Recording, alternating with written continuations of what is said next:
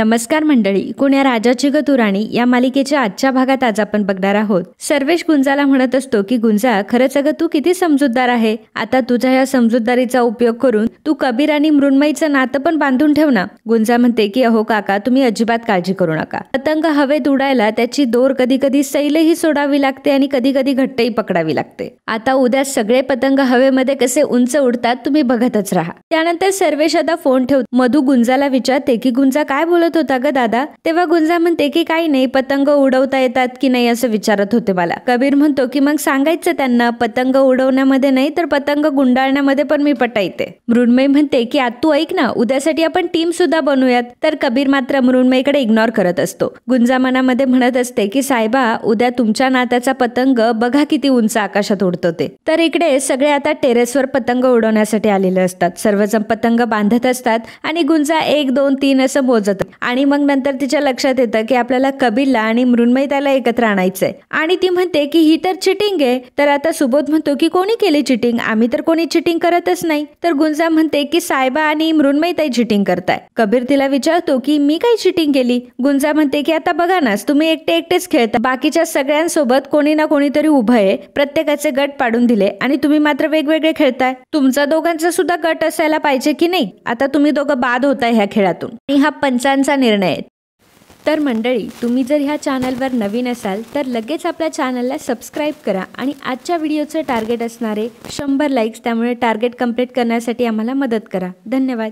तेव्हा कविता म्हणते की नाही, त्यांची पहिलीच संक्रांत आहे, असं कसं. मला असं वाटतं की पंचांनी त्यांना थोडीशी सूट द्यावी. गुंजा म्हणते की नाही, आता साहेबा आणि मृण्मयी ताईला हा खेळ सोडून जावाच लागेल. कविता म्हणते की अरे, मला असं वाटलं होतं की शेवटपर्यंत मी आणि मृण्मयी आम्ही दोघीच टिकू आणि मग मी मृण्मयीचा पतंग कापेल आणि मग धाकटी सून आणि थोरली सून यांच्यामध्ये कॉम्पिटिशन झालं असतं. कबीर म्हणतो की ठीक आहे, तसंही मला खेळायचं नाहीये, मी चाललो निघून. गुंजा म्हणते की नाही साहेबा, परंतु यावर एक उपाय आहे, तुम्ही दोघं टीम म्हणून खेळू शकतात. गुंजा म्हणते की साहेबा, आता उगाच खोळंबा नकोय हा, तुम्ही दोघं आता एकाच टीम मध्ये खेळायचं. मृण्मयीला मात्र खूप आनंद झालेला असतो आणि सर्वांना समजलेलं असतं की गुंजाने हे सर्व का केलंय ते. घरातल्यांनी फोर्स केल्यामुळे आता कबीर सुद्धा मृण्मयी सोबत पतंग उडवायला तयार होतो. तर गुंजा आता 1 2 3 पुन्हा काउंट करते. तोपर्यंत सर्वांची पतंग ही बांधून झालेली असतात. मायाला मात्र मध्ये झटका येतो. माया सर्वेशला म्हणते की सो हॉट, मला नाही पकडायची ही फिरकी वगैरे, तुझं तू कर काय करायचंय. आणि असं म्हणून माया आता सावलीत बसायला येते. सर्वेश म्हणतो की अगं माया, तू कशाला इथे बसलीये, चल ना आपण पण पतंग उडूयात. माया म्हणते की बघ, मी काही येणार नाहीये आणि तू जा ना तिकडे,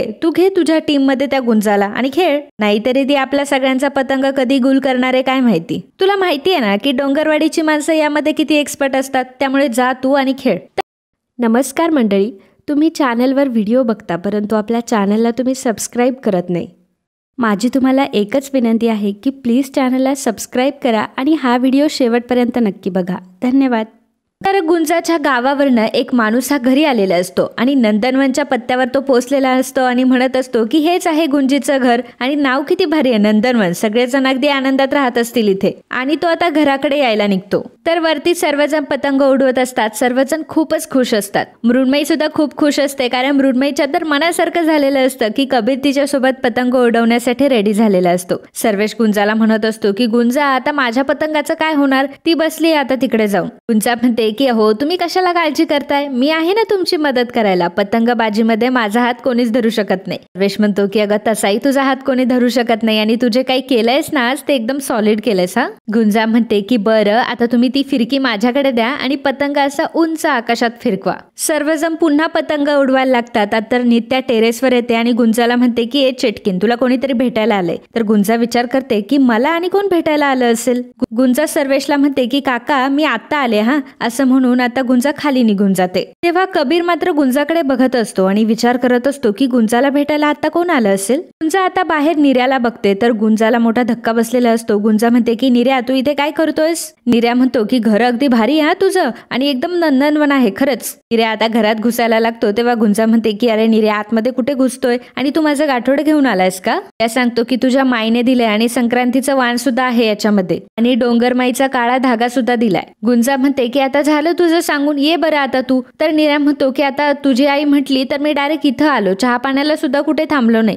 गुंजा मनात म्हणत असते की याचा कुठेतरी चहा पाण्यापाशीच जीव अटकतोय. गुंजा नीराला म्हणते की तू थांब इथे, मी आले जरा जाऊन. गुंजा आता आतमध्ये जाते, काही तिळाचे लाडू घेऊन येते आणि पैसे घेऊन येते आणि ती नीराला देते. तर नीरा म्हणतो की हे पैसे कशासाठी? गुंजा म्हणते की अरे बाहेरच काहीतरी नाश्ता करून घे. म्हणतो की तुझ्या घरात चहा नाही बनत का? तर गुंजा म्हणते की अरे संक्रांतीची सुट्टी आहे दूधवाल्याला, त्याच्यामुळे चहा काय बनवला नाहीये. त्या म्हणतो की संक्रांत होऊन गेली ना? तर गुंजा म्हणते की अरे इकडे संक्रांतीच्या 2 दिवसानंतर पण सुट्टी असते. म्हणजे गुंजा खूप फेकत असते. त्या म्हणतो की अगं पण मला घर तर दाखव तुझं, मला जावई बापूला तरी भेटू दे. तर गुंजा म्हणते की अरे निर्या, संक्रांतीला आमच्या घरामध्ये कोणाला भेटत नाही. म्हणजे घरात फक्त बायांनाच घेतात, पुरुष माणसांना काही घेत नाही. बायांना घरी बोलवतात, त्यांची ओटी भरतात, हळदी कुंकू लावतात. तुला भरायची आहे का ओटी? नीरा नाही म्हणतो. गुंजा म्हणते की नाही चल आतमध्ये बस, तुला ओटी भरायची असेल. असं म्हणून आता ती नीराचा हात धरत असते आणि त्याला आतमध्ये बोलवत असते. परंतु नीरा आता काय ऐकत नसतो. नीरा म्हणतो की चल चल मी जातो निघून आणि मी नक्की कधीतरी येईन. असं म्हणून आता नीरा गुंजापासून पळ काढतो. नीरा आता तिथून निघून गेलेला असतो तेव्हा कुठेतरी गुंजाच्या जीवात जीव येतो. तर इकडे सर्वजण पुन्हा पतंग उडवायला लागतात.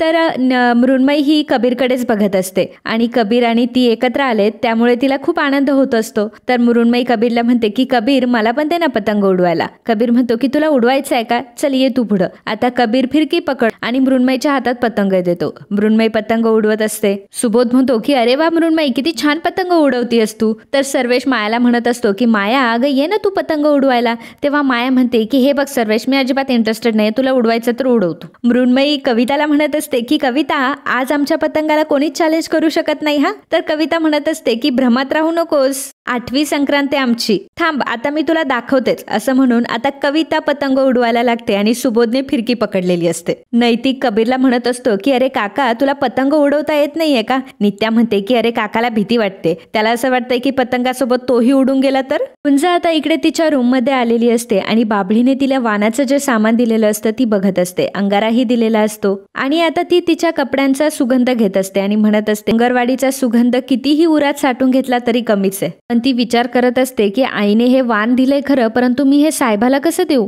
सगळं जर घरच्यांच्या नजरेस आलं तर पुन्हा तमाशा होईल, हे घरच्यांना अजिबात दिसता कामा नये. पण जर हा मी डोंगरवाडीचा धागा जर साहेबांना दिला नाही तर त्यांच्यावर संक्रांत येईल का? तर इकडे मृण्मयी जेव्हा पतंग उडवत असते तेव्हा कबीरला एक कॉल येतो आणि कबीर तो कॉल अटेंड करण्यासाठी जरा बाजूला जातो. तर मृण्मयी एकटीच पतंग उडवत असते आणि तेवढ्यातच कबीर फोनवर बोलता बोलता त्याचा पाय नेमका फिरकीवर पडतो आणि तो खाली सटकतो. तर सर्वजण खूप घाबरलेले असतात. आणि मित्रांनो, आजचा हा भाग इथेच संपतो. पुढील भागात आपल्याला पाहायला मिळणार आहे. गुंजा कबीरला म्हणते की आईने हे संक्रांतीचं वाण पाठवलंय, नवऱ्याच्या सुरक्षेसाठी ह्या काळ्या धाग्याची फक्त एक गाठ तुम्हाला बांधू द्यात. कबीर म्हणतो की लग्न झाल्यापासून तुझ्या इच्छा आकांक्षा मी कधीच लक्षात घेतल्या नाही, बांधायचा आहे ना हा धागा, बांध तू धागा. आता असं म्हटल्यानंतर गुंजा कबीरला धागा बांधत असते, परंतु मधूने मात्र ही सर्व गोष्ट ऐकलेली असते. तर मित्रांनो, असेच कुण्या राजाची गतू राणी या मालिकेचे डेली अपडेट बघण्यासाठी आताच आपल्या चॅनलला सबस्क्राईब करा आणि व्हिडिओ आवडला असेल तर व्हिडिओला लाईक आणि कमेंट करायला अजिबात विसरू नका. धन्यवाद.